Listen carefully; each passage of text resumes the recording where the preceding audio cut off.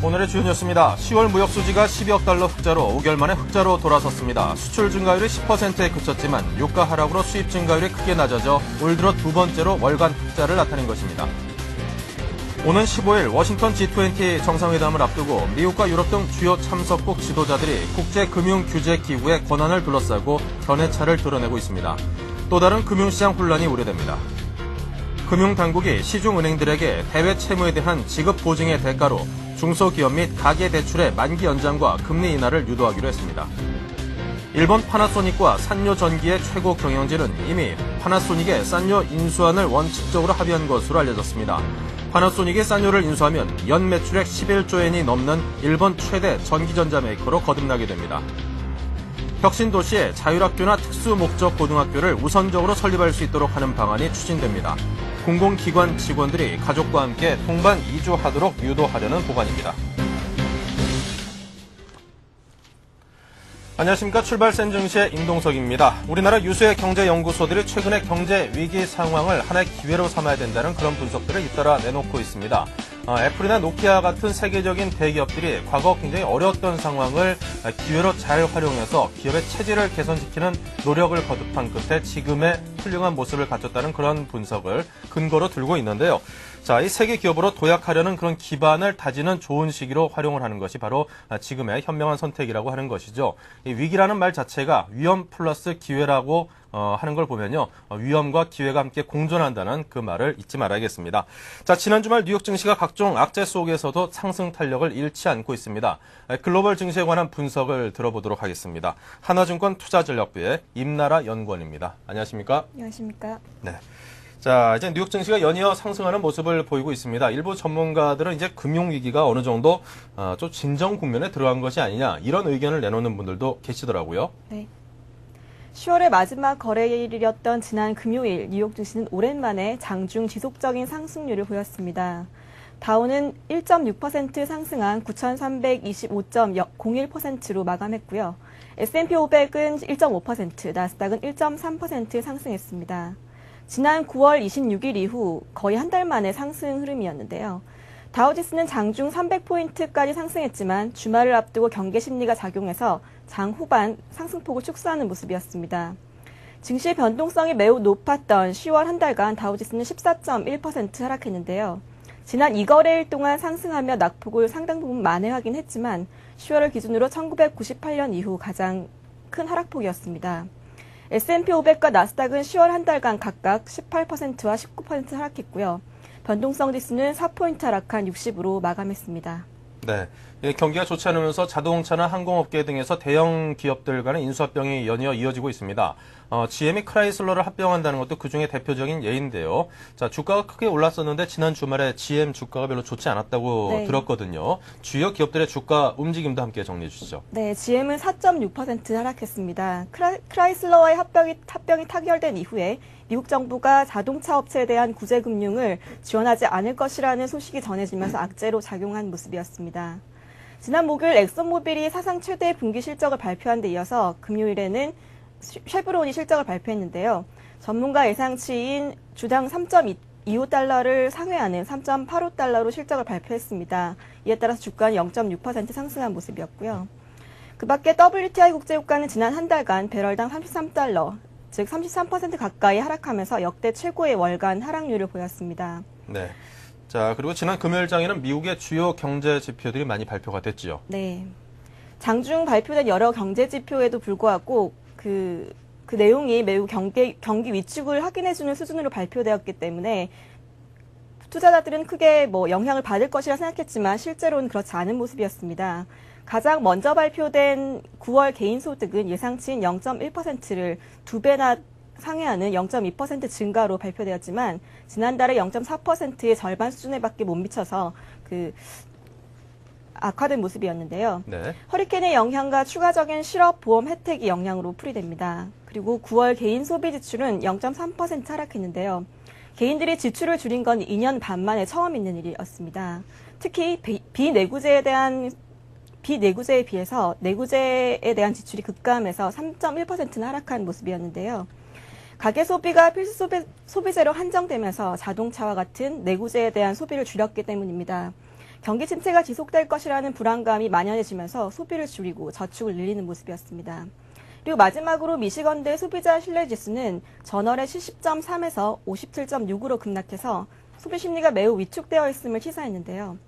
역사상 가장 큰 폭으로 하락한 수준이었습니다. 그러나 10월 중순에 이미 알려졌던 수준에서 소폭 조정되어서 충격은 그리 크지 않았던 모습이었던 것으로 보입니다. 네, 그러니까 소비자들이 이제 반드시 쓰지 않고는 못 살 만한 이제 그런 필수에 대해서만 지갑을 열고 그 이외에 어떤 뭐 안 써도 되는 것들은 웬만해선 쓰지 않는 쪽으로 이제 소비를 확 줄이는 쪽으로 나가고 있는 거군요.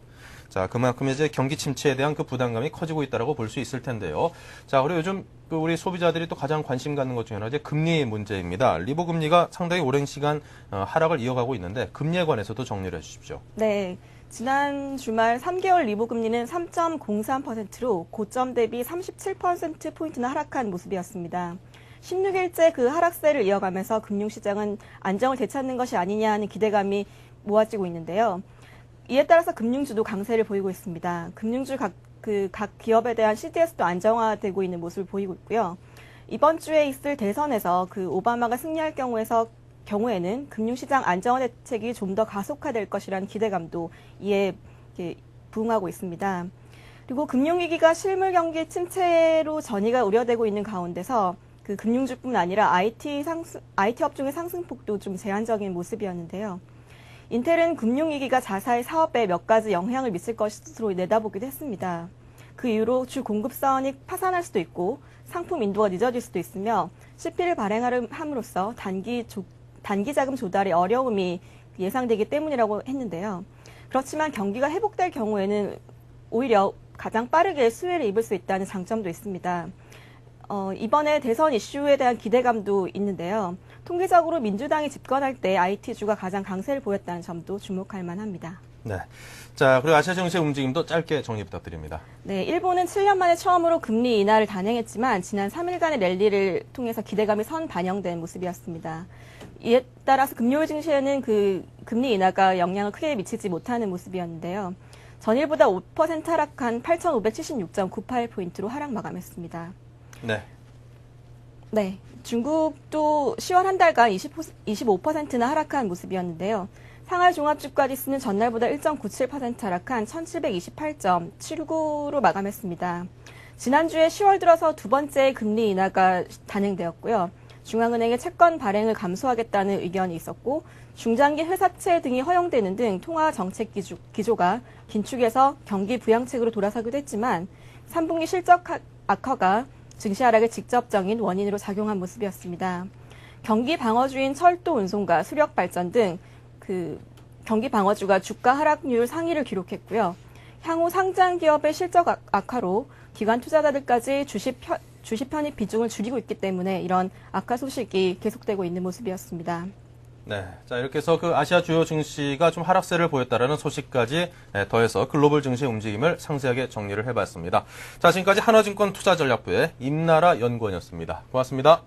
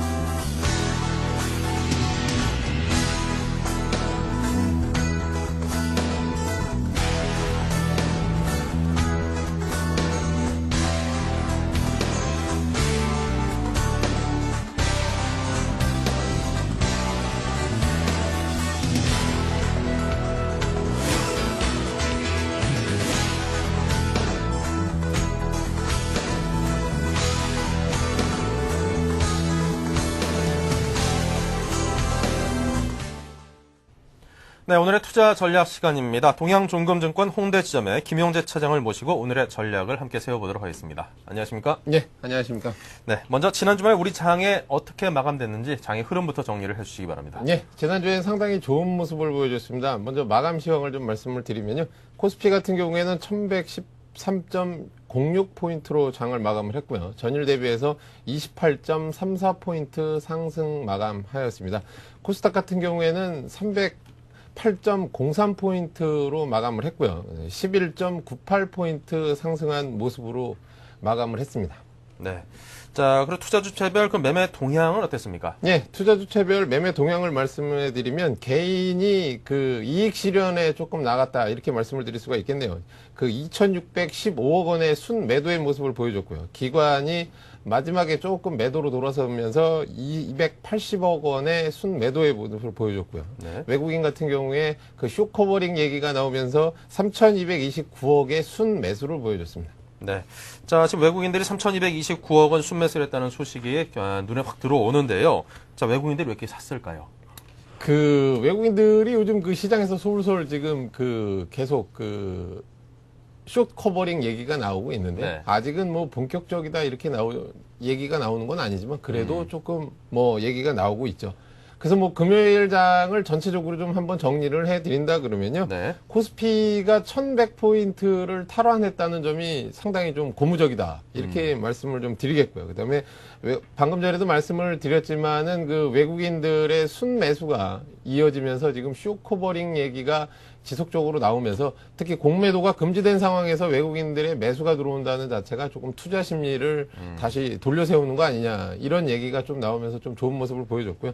그 다음에 조금 좀 그 개인 투자자분들한테는 좀 죄송한 얘기고 물론 시청자분들한테도 죄송한 얘기지만 이런 좀 상승장에서 그 개인 투자자들이 매도를 하게 되면 시장이 더 간다 이런 속설이 있지 않습니까? 근데 아쉽게도 개인 투자자분들이 그 단기 급등에 따라서 그 조금 그 매도 물량이 조금 늘어나는 모습을 좀 보여줬고요. 그다음 그렇지만은 일단은 그 전일장 같은 경우에 그 선물 자체가 또 한 번의 상한가를 그 찍으면서 아주 또 막판에는 조금 밀려서 끝났지만은 변동성이 심한 장세는 아직도 그래도 조금 더 이어질 전망이다 이렇게 좀 말씀을 드리겠습니다. 네. 그간 어떤 장의 움직임을 보면 항상 이제 개인 투자자들이 장의 움직임과는 좀 반대로 가는 모습을 보이기 때문에 개인들이 이렇게 투매를 하는 경우에는 이제 장이 앞으로 더 갈 수 있다라는 그런 말씀을 하시는 것 같습니다.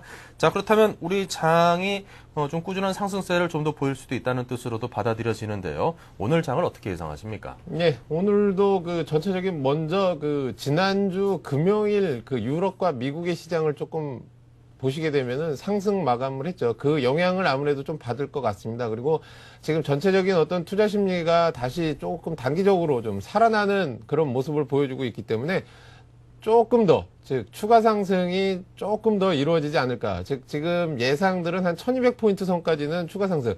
오늘 1200포인트는 찍지 않으려도 그래도 단기 랠리 선상에 아직은 좀 상존해 있다. 이렇게 좀 말씀을 드리겠고요. 그래서 그 글로벌 증시의 어떤 그 랠리와 동조화를 이뤄서 같이 좀 그 움직일 가능성이 크다는 점. 그리고 금융시장이 오늘도 마찬가지로 상당히 급속도로 안정이 돼 있습니다. 뭐 전일 그 원달러 환율이 조금 오르기는 했지만 그래도 1,300원대 미만에서 어느 정도 안착이 되는 그런 분위기이기 때문에 일단 환율도 또 한번 좀 지켜보셔야 되겠지만은 그래도 일단 그 부분이 조금 더 안정화됐다 이렇게 말씀을 드리겠고요. 하지만 안 좋은 점도 있죠. 그거는 금융시장은 급속도로 안정을 되고 있지만은 그 실물 경제 자체가 상당히 안 좋은 모습이 지속적으로 보여질 거다. 이런 부분을 조금 좀 체크를 하셔야 될 겁니다. 네. 자, 이제 오랜만에 투자 심리가 상당 부분 회복이 되면서 이제 장의 전망을 그래도 좀 단기적으로나 중기적으로 밝게 보면서 지금이라도 이 상승장에 좀 얹혀 가야 되는 거 아닌가라고 생각하시는 분들도 계시거든요. 자, 오늘의 투자 전략은 무엇입니까? 자, 투자 전략은 뭐 지금 사실은 좀 단기간에 급등을 했기 때문에 우리 개인 투자자분들이나 시청자분들이 그 쫓아서 추격 매수하기에는 조금 좀 힘들지 않을까 이렇게 생각이 들어요. 하지만 부담스럽다. 예, 부담스러운 자리지만 그래도 우리가 그 100 그러니까 1200포인트까지는 그래도 조금 열어두셔야 되는 마인드를 가지고 조금 강한 종목에 좀 대응을 하셔야 된다는 점. 그 다음에 외국인들이 지금 현물 매수를 지속적으로 지금 어찌됐든 단기지만 그래도 들어온다는 점에 좀 초점을 맞추셔가지고 외국인들이 쇼커버링에 관련돼서 그 얘기가 많이 나오고 있기 때문에 그런 종목을 선택하셔서 매수를 하는 전략을 좀 취해 주시고요. 그다음에 네. 반대급부적으로 단기 급등에 따라서 오늘도 만약에 상승을 한다 그러면 조금 좀 보수적인, 즉 매물이 단기 그 시세 차익이 나올 가능성이 있기 때문에 눌림목에서 다시 사는 좀 지켜보는 그런 그 관망의 자세도 필요하다. 그러니까 어떻게 보면은 그 좀 사도 되지만은 또 관망도 필요한 그런 시점이다. 이렇게 정리를 좀 해드리겠습니다. 네.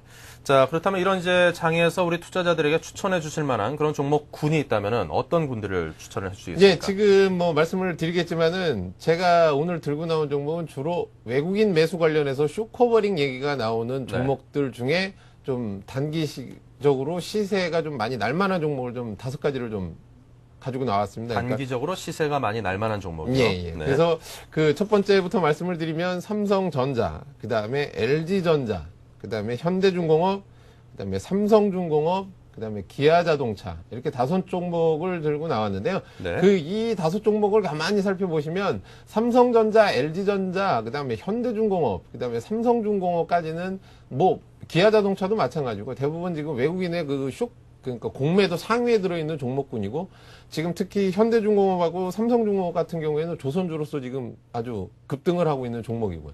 그다음에 삼성전자하고 LG전자는 IT 업종에서 지금 외국인들이 또 상당히 그 매수세가 강하게 들어오고 있기 때문에 그 부분에서 조금 추천을 해드리는 거고요. 그다음에 기아자동차 같은 경우에는 단기 급락, 즉 신차 효과에 따른 어떤 그런 부분은 조금 희석이 돼버려가지고 단기 급락을 해서 환율 수혜주로서 또 추천을 해드리는 겁니다.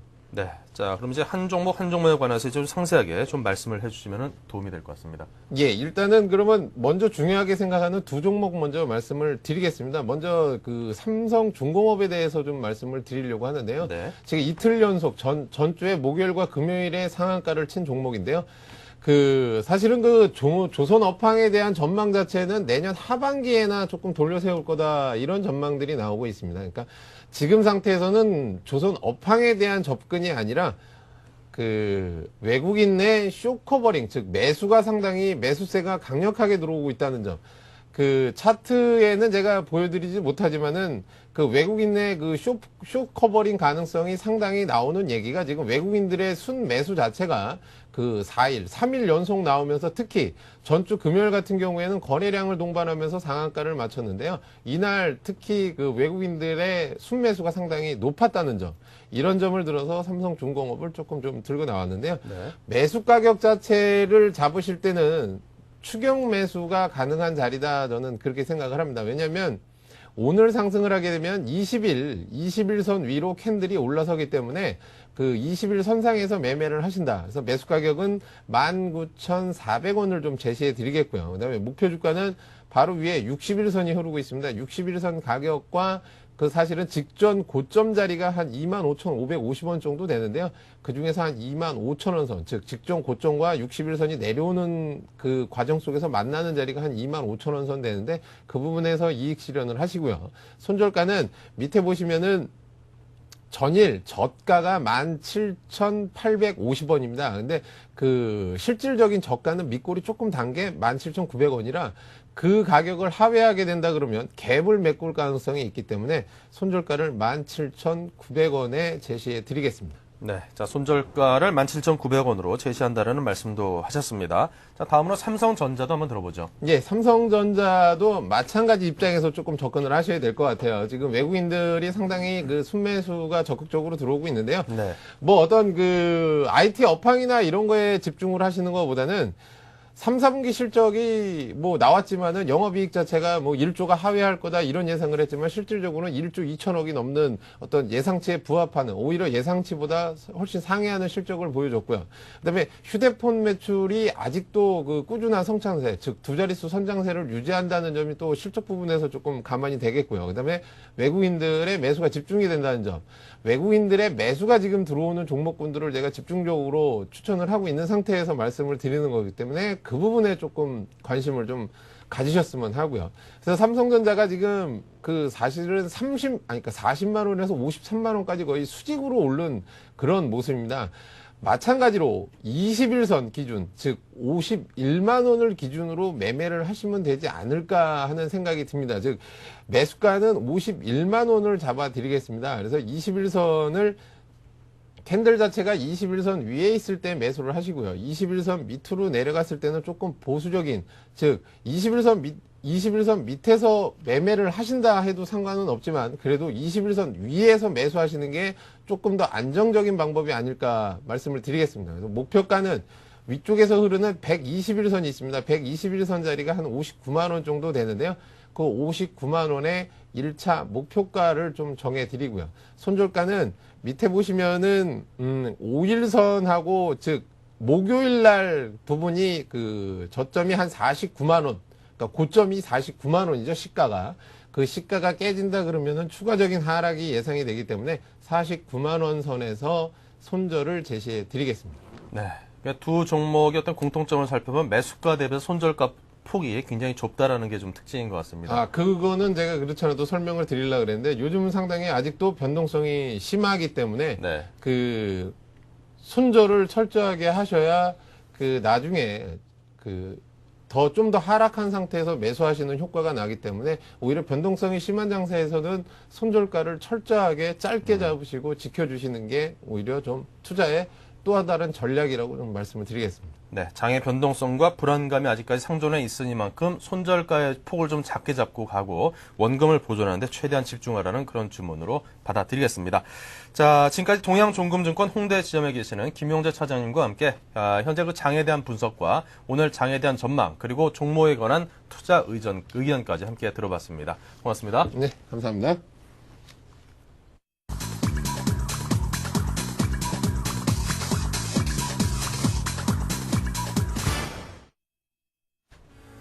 네, 이제 시각이 8시 57분을 지나고 있는데요. 동시효과 상황 지금 활발하게 거의 그 막바지로 다다르고 있습니다. 한번 보도록 하겠습니다. 네, 지금 보시는 것처럼 대부분의 종목들이 상승세로 출발을 하고 있습니다. 하지만 하락하고 있는 대형 종목들의 모습도 간간히 눈에 띄고 있고요. 상승 종목들의 상승폭이 그다지 강하지 않다는 점에서는 강보합세 출발은 예상이 됩니다만 장중에 어떤 변동성을 가질지는 아직까지 진단하기 좀 쉽지 않은 그런 상황인 듯 싶습니다. 자, 종목별로 살펴보면요. 현재 포스코가 마이너스 2%의 하락세를 보이고 있고 녹십자가 마이너스 2.47, LG패션이 마이너스 3.85, 한일시멘트가 마이너스 2.17 그리고 SK에너지가 마이너스 1.24% 등등의 하락세를 보이고 있습니다. 하지만 한 1대4 정도 비율로 상당히 많은 종목들이 상승세를 보이고 있는데요. 2%가 넘는 상승세를 보이는 종목들은 한국전력, SK텔레콤, 현대중공업, 삼성화재, 우리금융, 하이닉스 등등이 2%를 조금 넘는 상승세를 보이고 있습니다. 영풍 같은 종목들은 현재 14.29%의 높은 상승세를 보이고 있는 종목들도 있고요. STS 엔진, 코오롱 등등은 4%가 넘는 상승세를 보이고 있기도 합니다. 현대모비스도 현재 플러스 5.47%, 삼성물산도 플러스 3.58%의 상승세가 눈에 띄네요. 거의 모든 업종에 있어서 골고루 고른 상승세를 보이고 있다고 정리를 할 수 있겠고요. 하지만 굉장히 큰 대형주들의 경우에 현재 하락세로 살짝 반전해 있는 그런 모습들도 볼 수 있습니다. 자, 코스닥 쪽을 보죠. 코스닥 쪽도 비슷합니다. 미리넷 같은 경우에 14.86%의 상승세로 지금 현재 상한가로 들어가 있는 모습이고요. 태양광 전지 관련해서 어떤 계약이 큰 건으로 이루어졌다는 소식에 계속해서 호조세를 보이고 있습니다. 그 밖에 대부분의 종목들도 현재 조금씩의 상승세를 보이고 있는데 이테크 건설 같은 경우에 요즘 들어 상당히 변동폭이 큽니다. 현재 9.04%의 상승, 네오이즈 게임즈도 플러스 8.17%, 동원개발 플러스 6%, 이건창업 플러스 5.16%, 소디프 신소재 현재 1, 2대 주주 간의 경영권 분쟁 소식이 알려지면서 플러스 11.90%의 상승세를 보이고 있습니다. 그리고 SFA라든가 현진소재 등등이 9% 넘는 상승세이고요. 평산과 LG마이크로는 4% 넘는 상승세를 보이고 있습니다. 하락세를 보이는 종목들도 간간히 눈에 띄긴 하지만 그 폭은 굉장히 미미합니다. 동서와 포미팜 그리고 GS 홈쇼핑, 아이디스 등등이 소폭의 하락세 약 1%가 조금 넘는 그런 하락세를 보이고 있고요. KCC 건설만이 마이너스 2.31%의 하락세를 보이고 있습니다. 신세계푸드, RT전자, 이오테크니스, 무학 등등은 아직까지 보합세로 동시효과가 형성되지 않고 있는 모습입니다.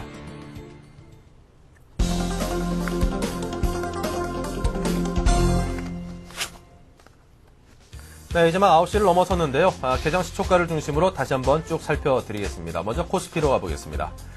자, 거래소 쪽의 모습이 오늘 괜찮습니다. 삼성전자가 마이너스 0.75%로 약보합세를 보이고 있고요. 포스코가 한 2%가 넘는 하락세로 좀 눈에 띄는군요. 신한지주가 마이너스 1.92%, LG패션이 마이너스 1.68%, SOL이 마이너스 1.5%, SK에너지가 마이너스 1.38%의 하락세를 보이고 있습니다. 하지만 상승세를 보이는 종목들이 많습니다. 영풍이 플러스 12.38%이고요. STS엔진과 코오롱이 2%가 넘는 상승, 대웅제약이 플러스 3.16%, 현대모비스 플러스 2.80%, LG디스플레이, 삼성화재, LG전자 등등 한국전력까지 1%가 넘는 상승세를 보이고 있고요. 자, 코스닥 쪽도 보겠습니다. 현재 미리넷 같은 경우에는 동시효과 때와 마찬가지로 상한가에 그대로 머물러 있는 모습이고요. 소디프 신소재가 플러스 9.05에서 8.33%까지 왔다 갔다 하고 있고, 태광과 성광밴드 등등이 4%대, SFA는 8%대 높은 상승세를 보이고 있습니다. 동서만이 마이너스 1.07% 정도의 하락세를 보이고 있긴 하지만요. 대부분의 하락하는 종목들은 그저 한 약보합세 정도에 머물러 있다고 정리를 해볼 수 있겠습니다.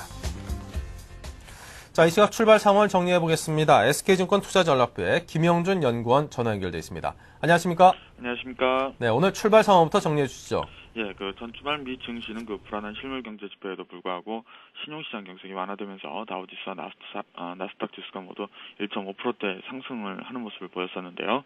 일단 국내 증시도 그러한 영향이 미치면서 소폭 상승세를 보이는 모습입니다. 코스피 지수는 2.53포인트 상승한 0.23%를 상승을 하고 있고요. 코스닥 지수는 5.23포인트 상승한 1.70%를 상승을 하고 있습니다. 업종별 동향을 살펴보게 되면은 대형주보다는 중형주나 소형주의 상승이 좀 두드러지고 있고요. 비금속 광물이라든지 운수 장비, 증권 업종의 강세가 두드러지는 모습입니다. 한편 투자자별 동향을 살펴보게 되면은 외국인들이 3일째 매수에 가담을 하면서 지수 상승에 보탬이 되는 모습이고요. 프로그램도 소폭 매수가 유입되는 모습입니다. 네. 자, 그렇다면 오늘 장을 어떻게 전망하시는지 또 어떻게 대응하는 게 좋을지 조언 부탁드립니다. 예, 단기적으로는 반등의 목표를 잡는다고 했을 때는 기술적으로 50%대 구간이라고 할 수 있는 회복 구간이라고 할 수 있죠. 1200포인트 정도가 되지 않나 이렇게 생각이 되는데요. 일단 4일 미 대선이 예정되면서 일단 정치적 불확실성이 완화될 것에 대한 기대가 높은 상황이고요. 또 하나 한국물 CDS 금리도 고점 대비 50% 정도 하락한 370bp 수준으로 안정을 찾고 있어서 추가적인 일단 안정 가능성이 높지 않나 이렇게 생각이 됩니다. 다만 아직까지 내부적인 불확실성이 완전히 완화되었다, 회복되었다라고 하기에는 좀 이른 상황이 아닌가 이렇게 생각이 되는데요. 이는 국내 경제 주체가 떠안고 있는 자산의 잠재적 부실 규모가 아직까지 구체화되지 않았기 때문입니다. 결국 이러한 부분은 실물 경기 하강으로 최종적으로는 은행주로 귀결될 수밖에 없고요. 이러한 부분이 어느 정도 해소되느냐가 추가적인 반등의 모멘텀이 될 수 있다는 점에 좀 관심이 필요하지 않나 이렇게 생각이 됩니다. 네. 자, 그렇다면 관심 가질 만한 종목과 업종이 있을까요? 예, 아직까지는 저가 매력이 높은 업종에 관심을 지속할 때라고 이렇게 생각이 되는데요. 그러한 측면에서 PBR 하락률이 지난 10월 이후 급격히 하락했었던 업종 중에서 특히 부동산 문제 등 이러한 직접적인 연관이 없는 업종인 운수 장비나 철강 업종 등에 관심을 좀 가져야 될 것 같고요. 환수의 업종이라고 할 수 있는 자동차와 IT 업종에도 꾸준한 관심이 좀 필요한 상황이 아닌가 이렇게 생각이 됩니다. 네. 자, 오늘 장에 대한 분석과 그리고 종목의 업종에 관한 이야기 정말 고맙습니다. 자, 지금까지 SK증권 투자전략부의 김영준 연구원이었습니다. 고맙습니다. 감사합니다.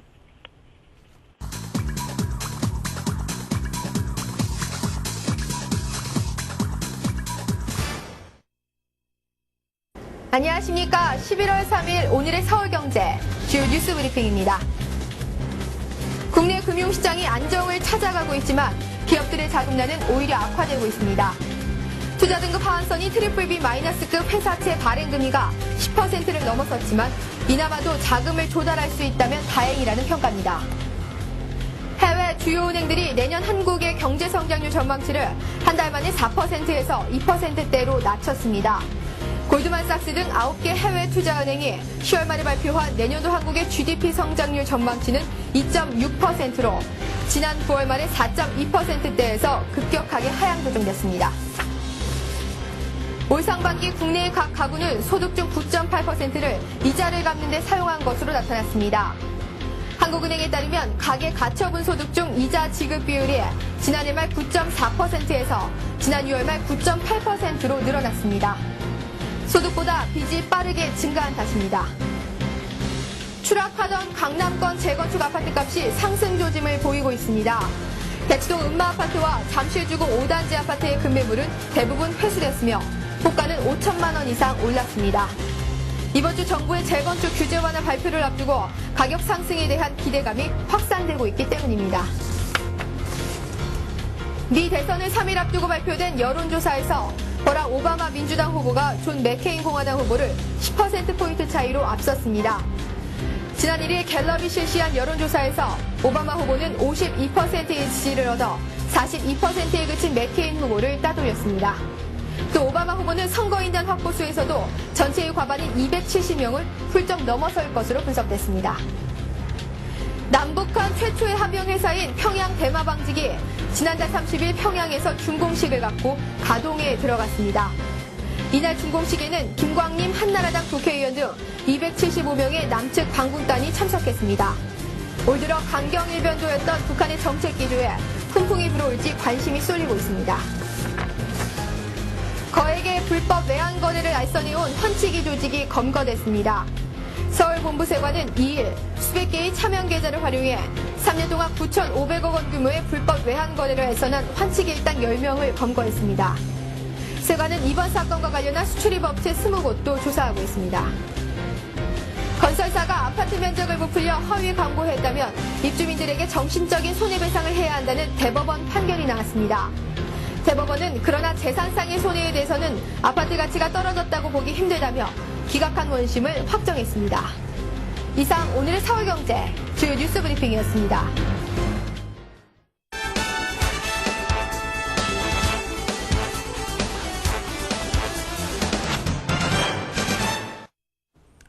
네, 이제 장이 시작한 지 한 9시 7분, 한 7분여가 지났는데요. 현재 양시장 모두 약 2.5%가 넘는 상승세로 출발을 하고 있습니다.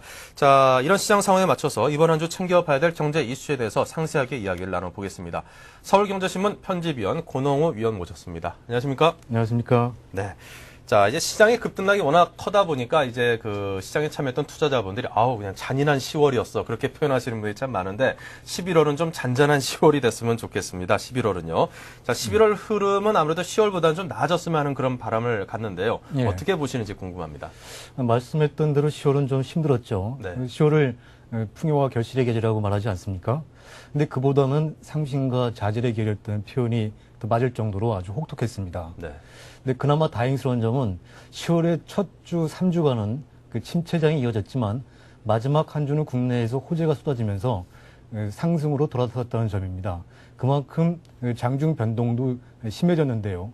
지난 주말에 러시아 증시 같은 경우는 무려 한 주 동안에 42%나 폭등했습니다. 굉장한 기록이죠. 국내에서도 기록이 많았거든요. 네. 지난 10월 말 주가가 코스피 주가가 1100포인트 선을 회복하면서 끝났지만 월간 기준으로는 23.1%나 하락했거든요. 네. 이게 외환위기 이후에 최대 하락폭입니다. 10월이 얼마나 어려웠느냐 하는 것은 각종 기록이 말해주는데요. 사이드카가 무려 22번이나 발동했죠. 네. 그리고 장중에 최대 저출을 본다면은 네. 월중 등락폭이 566포인트에 이릅니다. 네. 일시적이지만 장중 한때 코스피 지수가 900선을 밑으로 내려간 적도 있었죠. 이런 것들이 모두 극심한 불안감을 반영하는 것이라고 볼 수 있습니다. 그렇다면 문제는 세 달에는 과연 상승할 수 있을까? 이게 관건인데요. 그렇죠. 오를 수 있다고 자신은 못해도 보다 안정적으로 흘러갈 것이다 하는 예상은 조심스럽게 해봅니다. 그 두 가지 이유 때문인데요. 첫째는 지난 주말에 타결된 그 소식이 나온 한미 통화 수합 협정으로 국내 금융시장이 빠르게 안정을 찾고 있다는 점이고요. 두 번째는 미국 대선입니다. 미국 대선에서 그 대통령이 어느 분이 당선되든 취임 일성으로 아마도 경제 상황에 대해서 얘기할 것이고, 그렇게 된다면은 국제 금융시장에 불어진 그 금융 불안감도, 불안 심리도 조금 얇아질 수 있지 않겠냐. 네. 그렇게 본다면은 전체적으로 불안 심리는 좀 얇아질 것 같습니다. 네. 자, 이런 어떤 시장의 분위기를 좀 다독거릴 수 있는 그런 호재들이 조금씩 가시화되고 있으니까요. 투자자 여러분께서는 조금 마음을 놓는 그런 한 달이 될 수 있지 않을까 그런 기대도 가져봅니다. 자, 그렇다면 이제 가장 중요한 것은 주식시장이 이렇게 상승한 것이 반짝 단기 상승에 그칠 것인가 아니면 이게 어떤 추세로서 중장기적으로 좀 밀고 올라갈 수 있는 힘이 이제는 어느 정도 생긴 것인가 예. 그 두 가지의 차이를 좀 밝히고 어느 하나를 좀 확정할 수 있다면 참 좋지 않을까 싶은데요. 그러니까 둘 중에 하나라는 말씀이 일시적인 현상이냐 아니면 추세로 굳어지느냐 이건데요. 네. 근데 그 안타깝게도 후자에 가깝습니다. 네. 지금 추세를 보기에는 문제가 있는 게 아직까진 그 안정도조차도 속당하기 힘들다는 것이죠. 네. 무엇보다도 실물 경기 침체가 우려되고 있는데요. 물론 이게 전 세계적인 현상입니다. 그렇지만 우리나라가 유독 심합니다. 통계청이 지난달 말에 발표한 9월 중 산업활동 동향을 보면요. 그 제조업과 광업의 생산이 7년 만에 마이너스로 돌아섰습니다.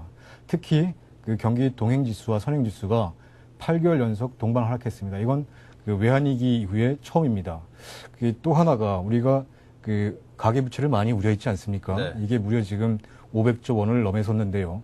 근데 그 지금 가계 소득의 9.8%, 그러니까 가계 가처분 내 월급 받아서 10%는 이자 갚는데 쓰고 있다는 얘기입니다. 그렇지만 이런 것들이 앞으로 점점 더 부담은 늘어날 전망입니다. 이 그 가계의 그 금융 비용이 늘어난다. 이건 뭘 뜻하느냐 하면요.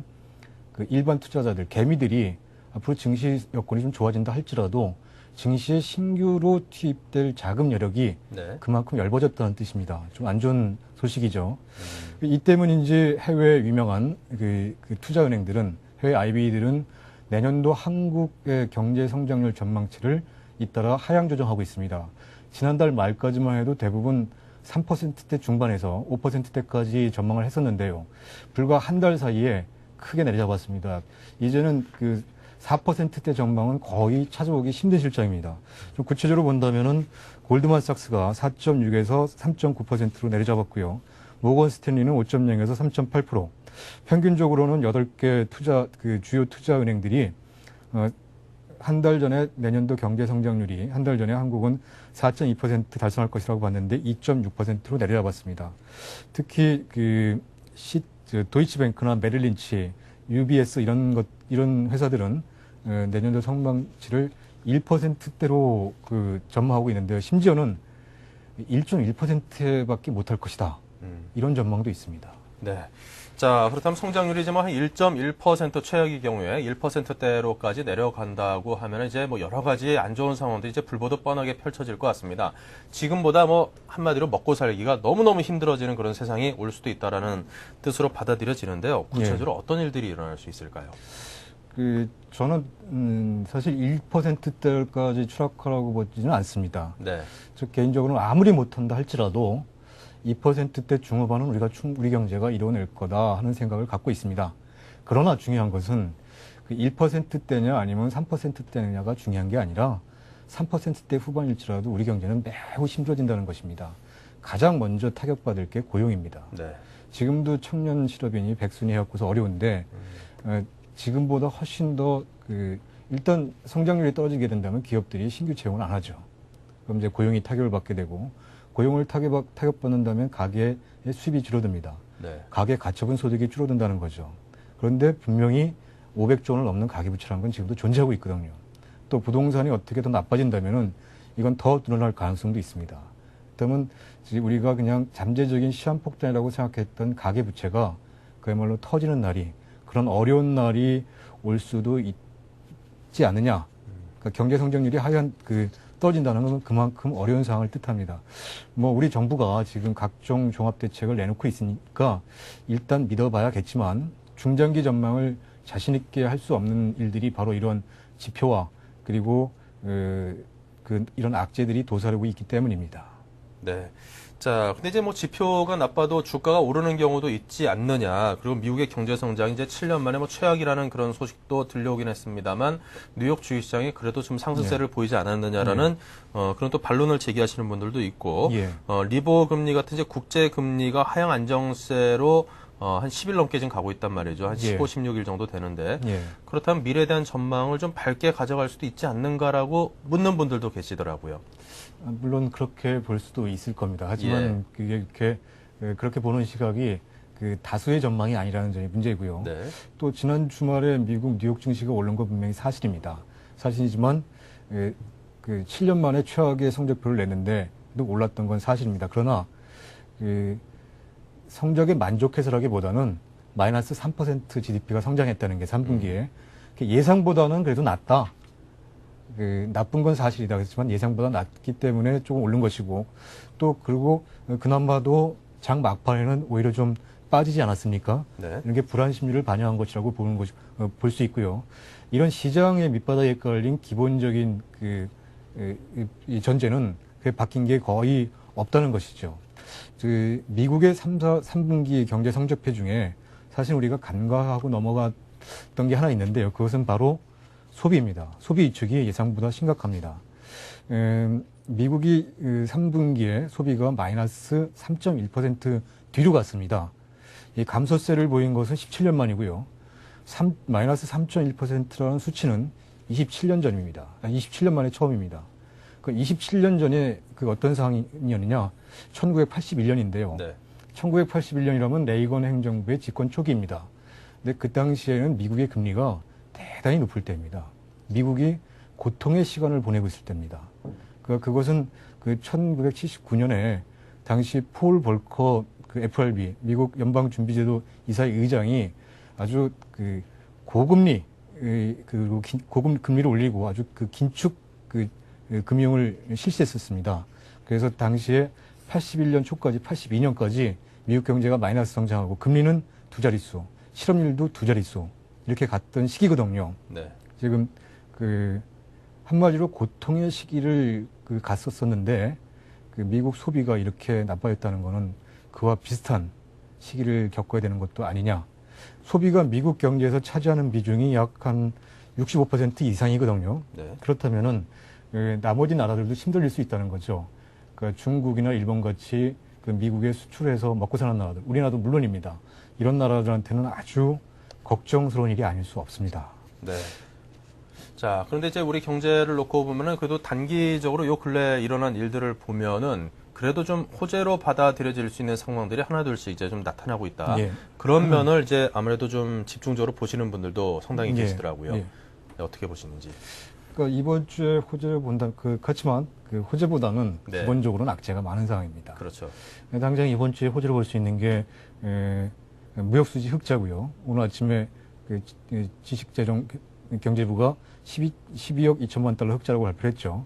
그리고 두 번째 호재가 경제 안정화 종합 대책인데요. 첫 번째 무역수지 흑자도 12억 달러라고 하지만 사실은 그 숫자보다는 그 뒤에 가려진 증가율 둔화를 보셔야 됩니다. 그렇죠. 증가율이 지금 10% 정도인데 네. 한 2분의 1 가량 반토막으로 줄어든 상태입니다. 그리고 요즘에는 안 그렇게라고 생각하지만 옛날에는 한 달에 10억 달러 정도의 수출이 편차는 정책의 미세 조정으로 조정이 가능했었습니다. 그러니까 예를 들어서 선박 같은 건 이제 수출 단가가 비싸니까요. 예. 그런 거 이제 미리 내보내고 내장재 같은 내장 공사를 바깥에서 하는 거죠. 해외에서. 그러니까 먼 바다에서 하는 거죠. 네. 그리고 또 원유가 유조선 들어오면은 밸브를 딱 잠그면은 입항했어도요. 우리 창고에 들어오기 전까진 우리 원유 저장고에 들어오기 전까지는 수입을 안 잠기거든요. 네. 그렇게 되면 밸브 잠그고 이런 미세 조정 갖고도 약 5억 달러에서 10억 달러 정도는 가능하다고 했습니다. 물론 요즘에는 안 그럴 것이라고 믿고 싶지만 철강제 수입을 네. 1억 5천만 달러 정도도 우리가 좀 뒤로 밀었다 하는 소리도 들리고요. 그렇기 때문에 수입이 무역 수지가 흑자로 반전됐다는 것 자체는 기쁜 일이지만 추세는 좀 더 봐야 된다 하는 말씀 드리고 싶고요. 두 번째 호재를 꼽을 수 있는 게 각종 정부의 대책입니다.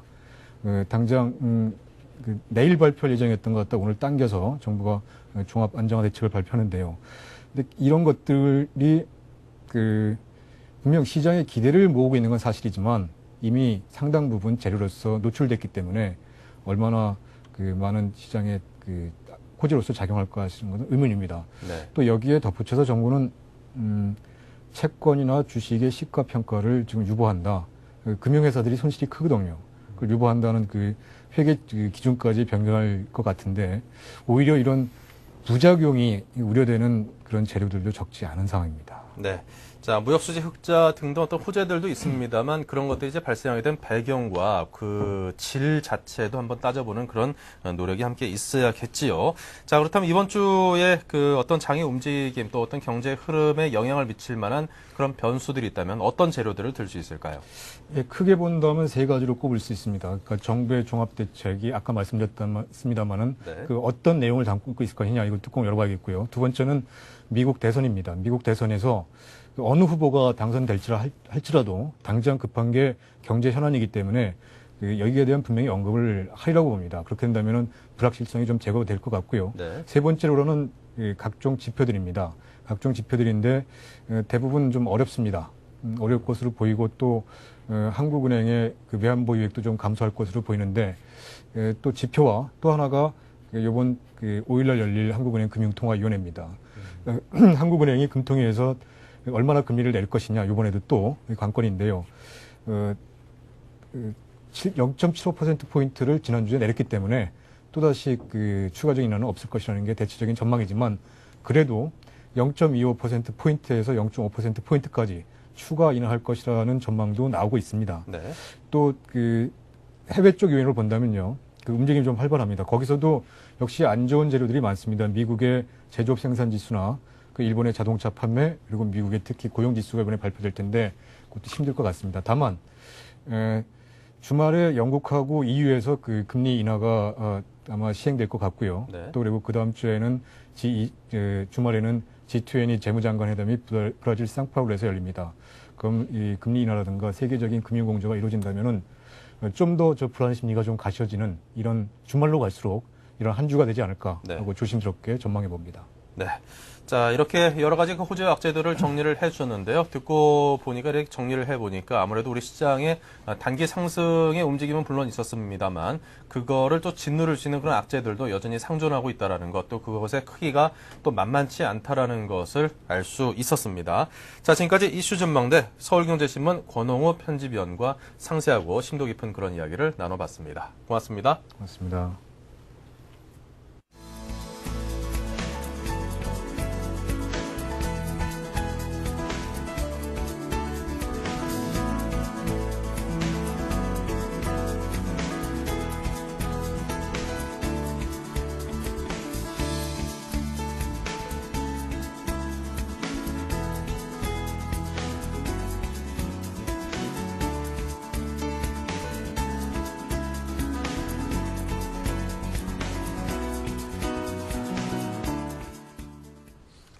네, 오늘 11월 한 달을 시작하는 첫 날입니다. 오늘 첫 출근하시느라고 많이들 좀 피곤하신 분들도 계실 텐데요. 근데 오늘 주식시장 분위기는 상당히 맑습니다.